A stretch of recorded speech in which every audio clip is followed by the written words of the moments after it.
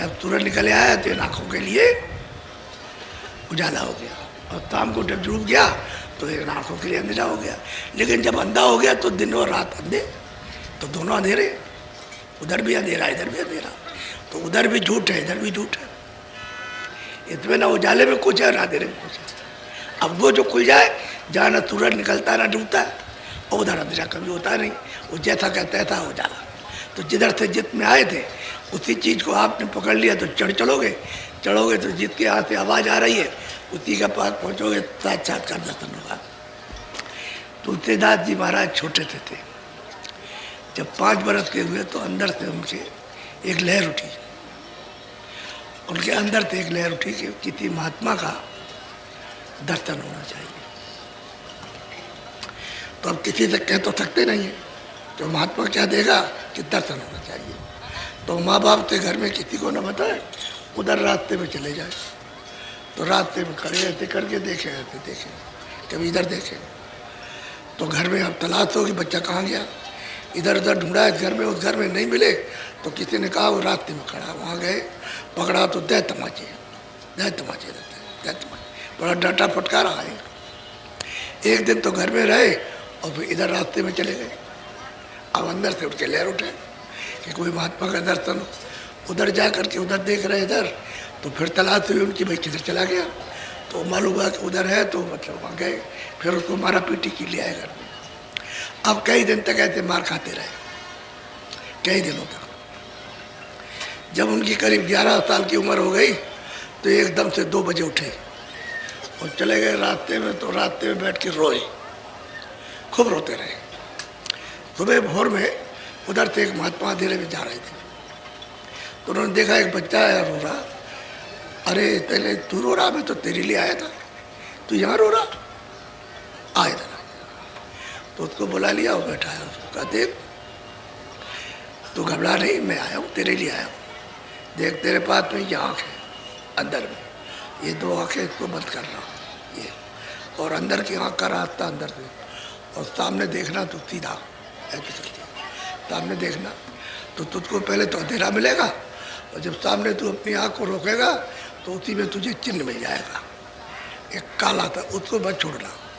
उसको बताया तो आंखें बंद कराई, उसको कहा देख बंद कर, तो बंद कराया तो उसको दिखाया कि देख वो दिखाई दे रहा, वो देख वो दिखाई दे रहा। तो पूछा दिखाई दे रहा कि हाँ दिखाई दे रहा, तो कह लगे इसी पर रोकना, इसी पर।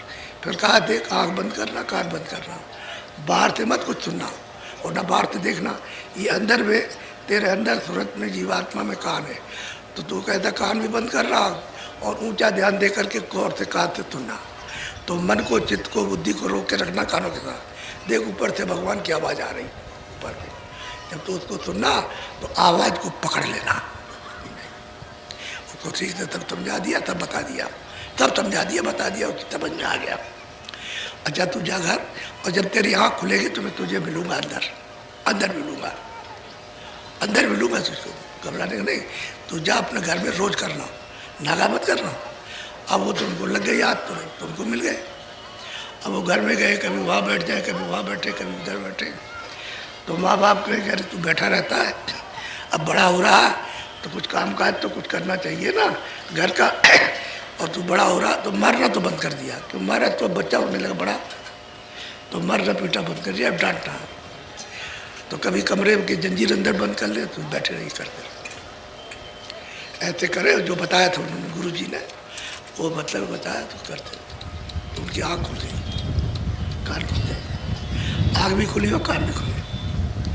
तो अब वो क्या कहते हैं कि मैंने अपनी, जब शुरू में अपनी आँखों को बंद किया तो मूंदे और नैन त्रिस्तित में बहे। मैंने जब आँख बंद की तो जब आँख खुली तो मैं इतना ठंडा हो गया कि जैसे हजारों तिल्लियाँ बर्फ़ के ऊपर रहती, उससे भी ज़्यादा ठंडा हो गया। जब ठंडा हो गया तो मैंने आँख देखा तो सामने एक दरवाज़ा खुला, इतना बड़ा दरवाज़ा, वो कहते जितना ये सारा विश्व नहीं है, इतना बड़ा दरवाज़ा देखा तो बड़ा सुंदर, बहुत खूबसूरत, बड़ा प्रकाश, बड़ी कारीगरी, भांत भांत की, जो है लिखने में नहीं आ सकती, ना कोई इंजीनियर बना सकता। ऐसे बैठ के दे रहे तो वो खुलता नहीं था। ये तो मालूम हो गया गेट है, लेकिन खुल नहीं रहा था। अब उसको देखे तो खुले नहीं। तो वो कह गए थे कि जब तक तू कोई चीज़ जो ऐसा मालूम हो कि बंद हो गई तो रोना। तो खूब बैठ के रोए, फिर देखा, फिर नहीं खुला, फिर बैठ के रोए, फिर सारी रात बैठ के रोते रहे। और फिर देखा तो धड़ाक से टूटा, एकदम से टूटा, एकदम टूट करके एकदम सामने। तो क्या कहते हैं कि मोह बिलोक रहमत सही। मैंने जब उनको देखा और उन्होंने मुझको देखा तो हाथ पड़ी। उन्होंने कहा देख मेरी आवाज़ पकड़, ये आवाज़, और पकड़ के चला मेरे पास। तो आवाज़ पकड़ ली, जहाँ बैठे थे वहाँ चले गए। तो सामने आकर के साथ 3 लोग के मालिक आप, जिसको भगवान कहते हैं, खुदा कहते हैं, जिसको घाट कहते हैं, सामने दर्शन हुआ। कहले देख मैं तुझसे बहुत खुश हूँ, और देख मैं रास्ता देता हूँ, तू उधर चला जा।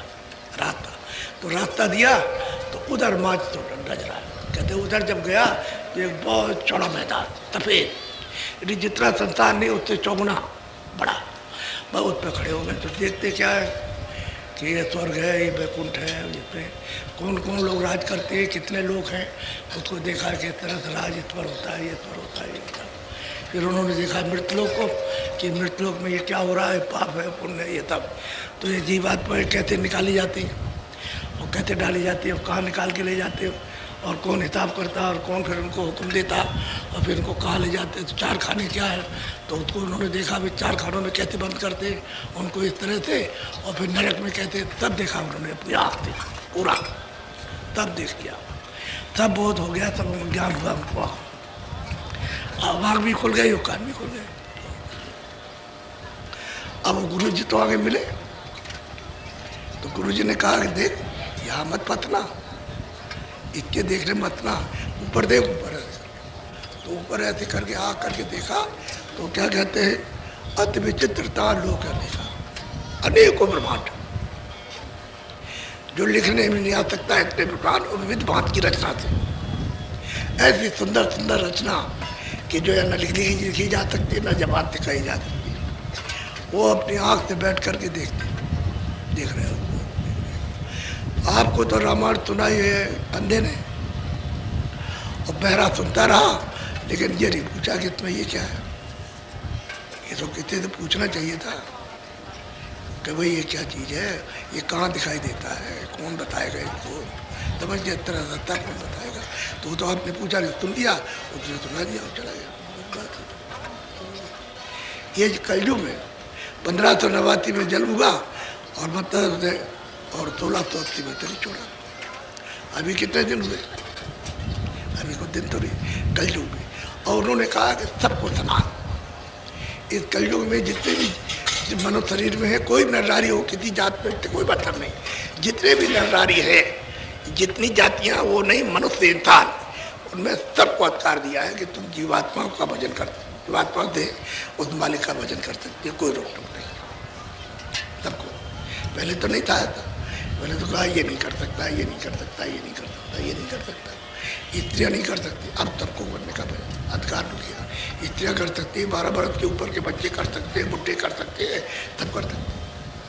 जब सबको अधिकार मिल गया कलयुग में मालिक के पाने का, तो आप लोग वो चेष्टा क्यों नहीं करते? वो उपाय करो कि कोई बताने वाला मिल जाए। तो थोड़ा सा जब वो बताए, जैसे उनको बताया, तो अगर वो करते नहीं घर में बैठ कर के, इधर बैठ के उधर बैठ के, उधर वहाँ कर रहे अपना और कर रहे, और उन्होंने कहा हम आगे मिलेंगे, जब हमको ज़रूरत पड़ी तो हम तुमको मिलेंगे, तो वहाँ बताएंगे तुमको। तो करते रहे तो वहाँ खुल गए। तो राम से मिले, जब उन्होंने ऊपर देखा अरे बहुत से ब्रह्मांड है, तो उन्होंने कहा नहीं इस तरह से चलना है, उधर मत जाना, नहीं बच जाओगे, उधर तुम देखते रह जाओगे, मत उसमें उलझ जाओगे, और उसमें अभी नहीं, तो बहुत आगे जाना।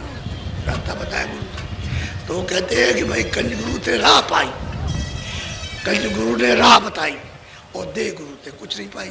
दे जो है कथा सुना दिया, और आपने अंधों ने सुनाया, बहरे सुन गए और चले गए। दे गुरु से कुछ नहीं मिलना। कहते कंज गुरु ने राह बताई, कंज गुरु अगर नहीं मिलते हमको, तो हमको ये रास्ता कौन बताता? वो हमको मिले, उनका नाम था ये, और गुरु मिल गए। उन्होंने ये कहीं नहीं कहा कि कृष्ण मिल गए और राम मिल गए, उन्होंने रास्ता बता दिया, उसका गुरु ने बताया। अभी ये कहा कि इन्होंने दिखाया कि देखो राम बैठे, जब वहाँ खुलेंगे तो दिखाया, तो बताया उन्होंने